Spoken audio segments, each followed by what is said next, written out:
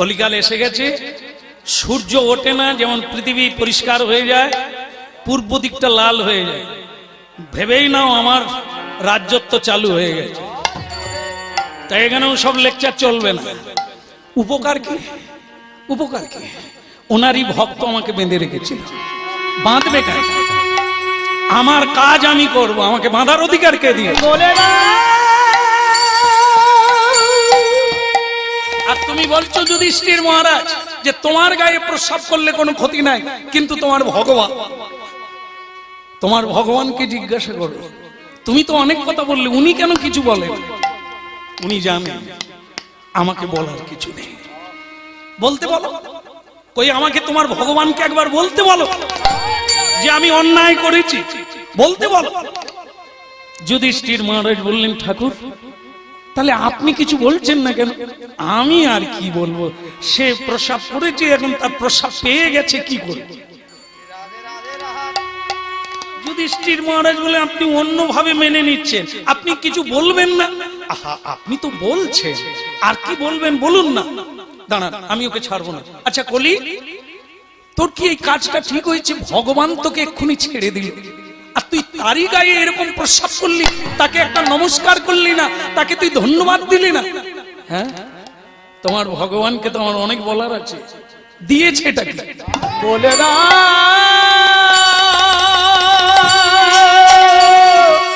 তোমার ভগবান আমাকে দিয়েছে কি? যুধিষ্ঠির মহারাজ, আরে আপনি এত জানেন, এটা জানেন না?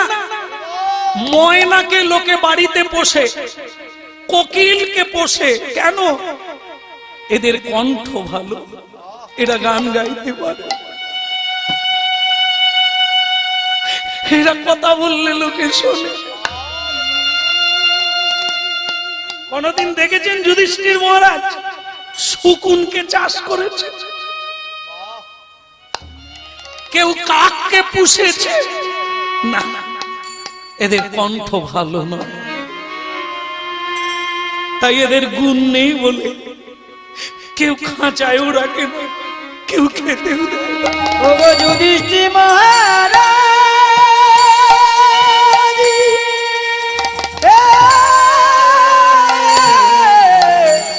যুধিষ্ঠির মহারাজ,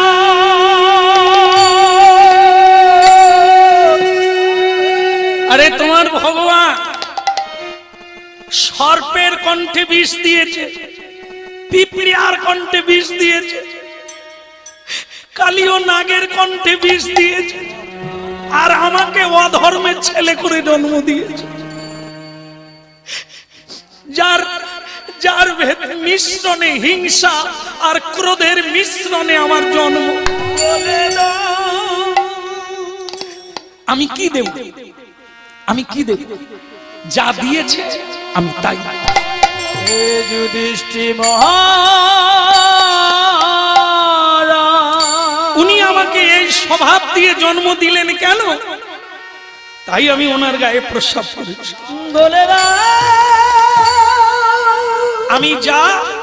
আমি তাই দিয়েছি। উনি আমাকে যে প্রবৃত্তি দিয়েছে আমি সেটাই দিয়েছি।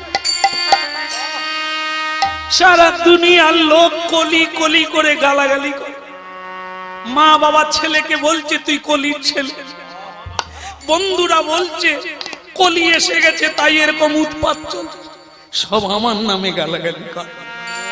তা তোমার ভগবানকে বলো, উনি আমাকে এরকম করে সৃষ্টি করলেন কেন?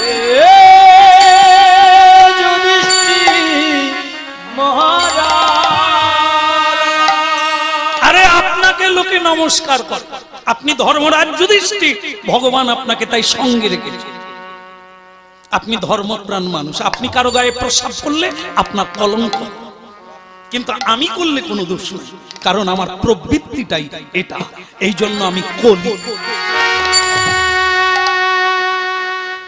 যুধিষ্ঠির মহারাজ বলে, ভগবান আপনি নীরব থাকলেন, চলুন পালিয়ে চলুন। ভক্তমন্ডলী মায়েরা কলি হাসলো, যান যান, এখনো লাগবো পেছনে। আমাকে যেমন সৃষ্টি করেছে আর খুলে দিয়েছে, এবার তোমাদেরকে আমি আর ছাড়ব। ভক্তমন্ডলী মায়েরা কলিকাল এসে গেল। পরীক্ষিত মহারাজ ভারতবর্ষের সরস্বতী নদীর তীরে গেলেন। সরস্বতী নদীর তীরে কলির সঙ্গে দেখা হলো।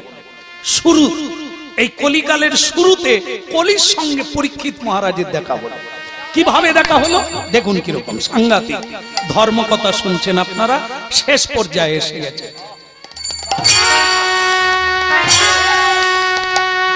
কি করছে না, এক পায়ে একটা বৃষ দাঁড়িয়ে আছে, এক পায়ে, আর তাকে ওই কলি কষাঘাত করছে। গরুটাকে, বৃষ হলো ধর্ম, এক পায়ে কেন, চার পা ছিল সত্য যুগে, ত্রেতা যুগে এক পা ভেঙে গেল, তিন পা, দাপর যুগে ছিল দুই পা, কলিকালে হলো এক পা। তার মানে এক পা ধর্ম, তিন ভাগ অধর্ম।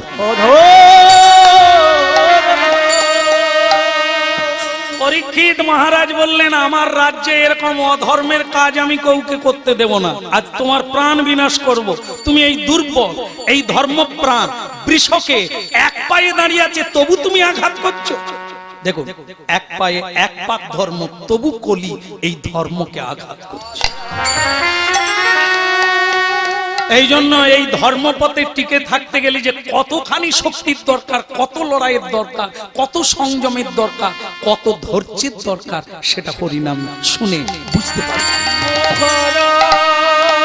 এখন কি করছে, আমি তোমাকে বধ করব। কলি যেমন সেখানে চালাকি করে বাঁধন খুলেছিল, এখানেও চালাকি শুরু করলো। কি চালাকি, ফটাং করে মারধর ছেড়ে দিয়ে একবারে ভদ্রলোকের মতো হয়ে পরীক্ষিত মহারাজের পায়ে পড়ে গেছে।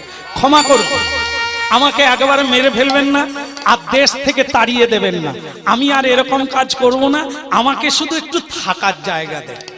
পরীক্ষিত মহারাজ বললেন, শোনো শোনো, এটা আমার ধর্ম, কেউ যদি ক্ষমা চায় তাকে মারা উচিত নয়, কেউ যদি জায়গা চায় তাকে না দেওয়া উচিত নয়, তাকে দিতে হয়। যে অন্ন খেতে পায় না, ক্ষুধার্ত, তাকে খেতে দিতে হয়। যার বাসস্থান নেই, আশ্রয় নেই, তাকে আশ্রয় দিতে হয়।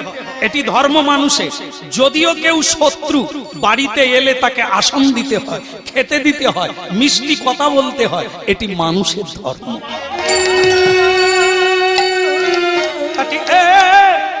ঠিক আছে, আমি তোমাকে চারটে জায়গা দিলাম। বলে কোন কোন জায়গা? চারটে জায়গা দিলাম। এই পৃথিবীতে তুমি চারটা জায়গায় থাকবে, আর কোথাও থাকবে না। বলে বলুন কোথায় থাকবো? তাস, পাশা, সুরা, নারী আর হেম, পাঁচটা। চারটা কি কি? তাস, তাস কি ভারতবর্ষে কেউ খেলে? কেউ খেলে না। তাস খেলা তো হয় না। যেখানে তাস সেখানে কলির বাস, যেখানে তাস খেলা থাকবে সেখানে কলি থাকবে। ওরে বাবা, কি বলবো জানেন, গান গেয়ে রাত 1:30টায় বাড়ি ফিরে যাচ্ছি, বুড়ার পো গামছাই করে সবজি কিনে বেঁধে পাশে রেখে দিয়ে, এই কাপড় সবজি বাঁধা আছে গামছায়, 1:30টার সময় তাস খেলে। তাহলে কলি নাই তার কাছে? ঔষধ কিনতে এসেছে, মায়ের ঔষধ, ঔষধ কিনে নিয়ে তাস খেলছে। এই দানের পরে এই দানের পরে মা মরে গেছে, খবর এসেছে দাদা মা মরে গেছে। বলে তুই ঔষধ লে যা, আমি আর এক দান খেলবো তারপরে যাও। বলে মা যে মরে গেছে, বলে জল খাওয়া না।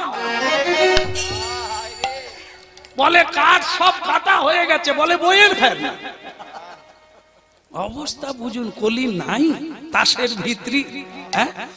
তাই তাস যেখানে কলির বাস সেখানে, পাশা যেখানে কলির বাসা সেখানে, সেটা আপনারা জানেন। দাপর যুগে কলি বলছে, আমি শকুনির পাশার ভিতরে ছিলাম, না হলে দ্রৌপদীর বস্ত্র হরণ হলো কি করে?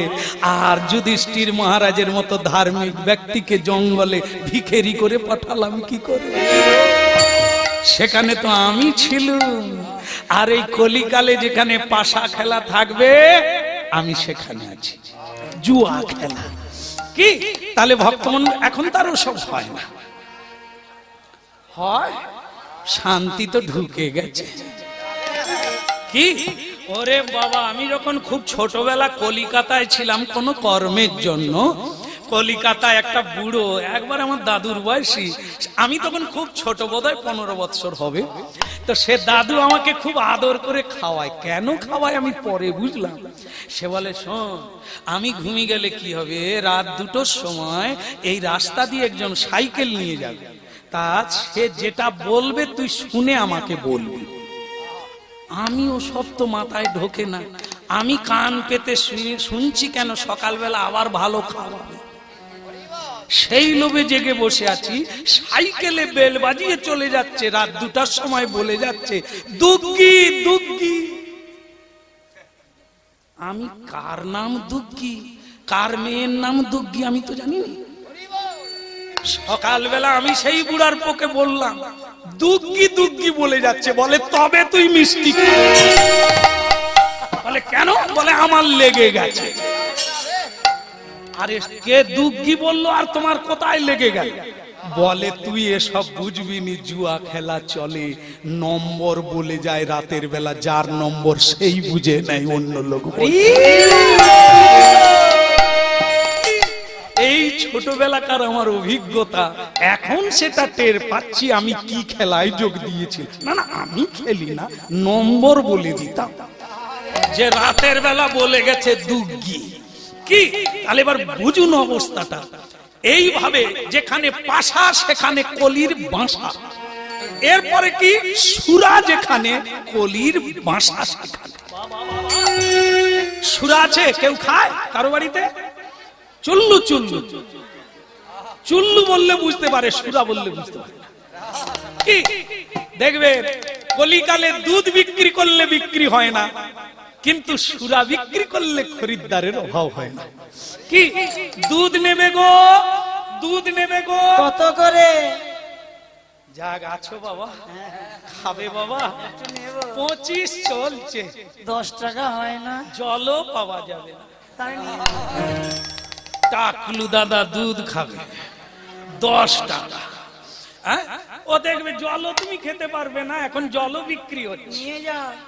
তো ভক্তমন্ডলী মায়েরা, দুধ বিক্রি হলো না, বেচারা ঘরে চলে গেল। কিন্তু আপনারা জানেন, কিছু কিছু দোকানদার জঙ্গলে থাকে, কোন লাইট পত্র কিচ্ছু নেই, অথচ খরিদ্দার লাইন দিয়ে যাচ্ছে। যে যার আলো জেলে ঢুকে যাচ্ছে, কোনো সারা শব্দ নাই, দোকানদার বলছেও না যে আমার এই মাল আছে। তাহলে বলুন কলিকালের অবস্থা কি? দুধ চিৎকার করে বিক্রি করলে বিক্রি হয় না, কিন্তু সুরার ভাণ্ড নিয়ে গোপনে বসলেও খরিদ্দার তাকে খুঁজে খুঁজে যায়। তাই কলিকালে তেলে ভাজা দোকানে লাইন পড়ে যাবে, আর ময়রার দোকানে মাছি উঠবে। তেলে ভাজা খেলে মানুষ মরে যাবে, ধৃতি স্মৃতি শক্তি সব হারাবে, তবু ওটা লাইন দিয়ে খাবে। আর যদি ছানার মিষ্টি কেউ খেতে পারে, তাহলে স্মৃতি ধৃতি শক্তি বুদ্ধি সবকিছু বৃদ্ধি হবে, সমৃদ্ধি হবে, মানুষ ওটা খাবে না। এই যে আমি আর কি বলবো, আমার দলের ছেলেরা 3 বার চা খাবে, দুধ দিলে বলে না, বলে হজম হয় না, অম্বল হয়। এরা কি তৈরি হয়েছে বুঝুন। এরাও সেই কলি, তেলে ভাজা দিলে খাবে। এদের মগজে বুদ্ধি থাকবে। সকালবেলা যদি জিজ্ঞাসা করি আজ কি লীলা হলো, বলে ধর্ম আর কলি। বলে কিরকম হয়েছিল, বলে ওটা আমি কইতে পারি। কইতে পাবে কি করে? চা খেলে মগজ থাকে। আরে তাহলে ভগবান এত হাঁড়ি উল্টে দিয়েছে কেন? ছানা মাখনের তিনি কি লেবনটি খেয়েছিল? সে তো ছানা মাখন খেয়েছিল, তাই বুদ্ধির কাছে কেউ লাগেনি। তাই ভক্তমন্ডলী মায়েরা, কলিকালের অবস্থা এই, জ্ঞান দিলে কেউ থাকবে না, হাঙ্গামা দিলে জায়গা খুলবে না। কি তবে একটা কথা এখন ভুল হয়ে যাচ্ছে, আমাদের হাঙ্গামা যেখানে হয় এখন সেখানেও খুব ভিড় জমতে শুরু করেছে। কয়েক বছরের মধ্যে এখন যত এগোচ্ছি তত দেখতে পাচ্ছি হরিনামের জায়গা দেওয়া যাচ্ছে না। এই গতকাল মানে কয়েকদিন আগে ছিলাম একটা 24 পরগনার জায়গায়, বলে শ্যামদা সত্যি কথা বলতে কি, এই গতকালও এক জায়গায় গণেশ পুজো উপলক্ষে ছিলাম, ছেলেরা বলল আগামী বছরে আবার করাবেন। কেন? বলে হাঙ্গামা করলে 3.5 ঘন্টা কেউ থাকে না। কিন্তু আপনাদের হাঙ্গামা যে এখন এরকম হয় বুঝতে পারি। আলি তোরা তো শুধু হাঙ্গামা করে সিং ভাঙলি রে, এই হাঙ্গামায় একবার ঢুকে দেয়।